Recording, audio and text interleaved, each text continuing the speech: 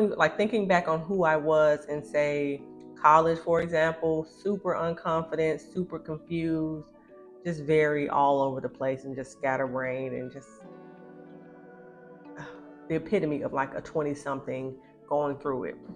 Welcome back to A Life in Illusion. My name is Q. Here on this channel, we're talking about leveling up, self-development, creating, curating your best life. Thank you for joining me. Today's topic is why you need an alter ego. Now, when you hear alter ego, I'm sure you're thinking like Sasha Fierce, Dr. Jekyll and Mr. Hyde, Eminem versus and Slim Shady, just all of those, just using celebrities and musicians as probably the most frequent and obvious example of that. Actors, musicians, authors even use a pseudonym. And I think they do this in an attempt to separate themselves from the identity of the performer, the identity of the writer, the identity of the musician, the identity of that actor. So separating your kind of core identity, who you are, the name that's on your birth certificate and on your ID and all of that, and creating a new format or a new version of yourself can allow you to open up and become or take on different traits and attributes that you want to. And it kind of feels like an alternate universe. You have a predefined image of yourself, you have predefined characteristics, a personality within yourself that may be hard to alter, or that set idea of you wouldn't do the things that you secretly, like subconsciously, really want to be doing.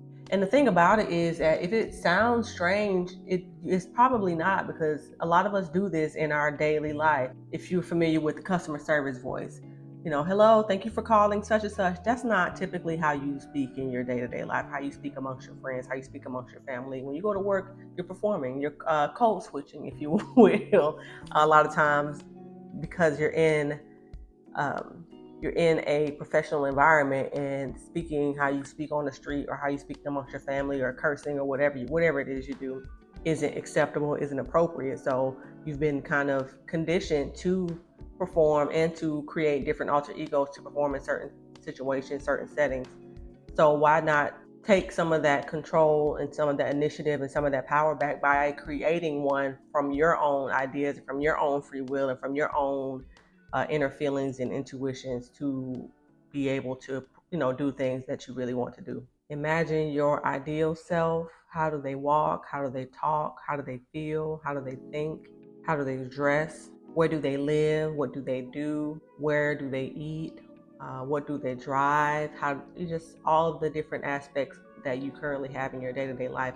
Think about what your alter ego would do, whether that's somebody who is just very confident, somebody that's very assertive, somebody that's very sexy, whatever that alter ego identity is you want to create. Think about how they would behave 24/7, what they would do 24/7, how they would speak, how they would interact, what kind of friends they would have, what kind of mate they would have, what kind of job they would have. And bit by bit, you can slowly live in that every day. Prime example right here. Q is very different from my from the person that it reads on my birth certificate. It's not even an extreme. It's just some additional attributes. Somebody who is my ideal self. Somebody who is very feminine. Somebody who is very confident and very fluent in the way they speak. Somebody who is speaking the truth from inside and comfortable with being herself all the time. And thinking back on who I was in, say, college, for example, super unconfident, super confused, just very all over the place and just scatterbrained and just the epitome of like a 20 something going through it.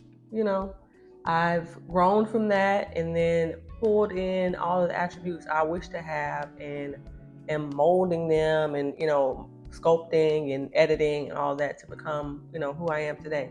So when the time comes for you to do something you wouldn't normally do, then you can elicit this alter ego identity. You can elicit your Sasha Fierce or your, Catwoman or whoever, whatever name you decide to give it to do this. So if you have stage fright, for example, and you want to be able to go up and do your spoken word poetry or a song you wrote, you can tap in, close your eyes, get into the zone, and think, okay, this is,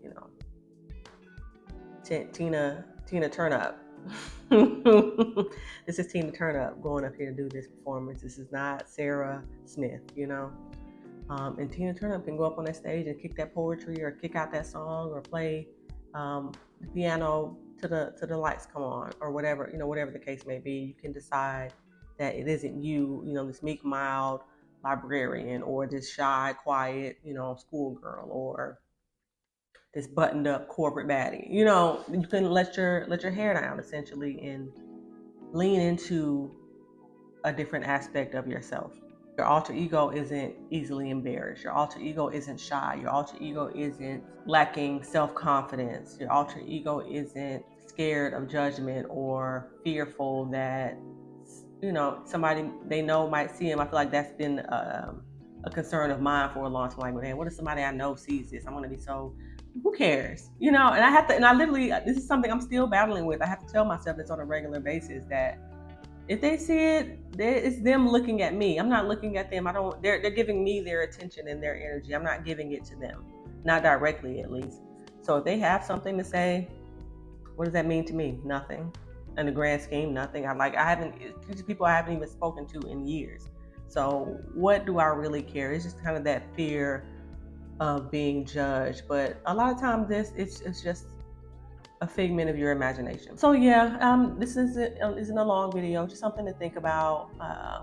Yeah, this isn't a long video, just something to really think about how changing who you show up as can really improve and affect how you show up and how you perform and how you present yourself to the world, deciding that my ideal self would do this, my ideal self would walk this way, my ideal self would eat this, and really incorporating those ideals and those characteristics into your day-to-day life. And you know, before you know it, you're who you are destined to be. So I hope that helps. If you enjoyed this video, please subscribe, leave me a comment below and let me know what the name of your alter ego is. Yeah, I'll see you in the next one. Bye.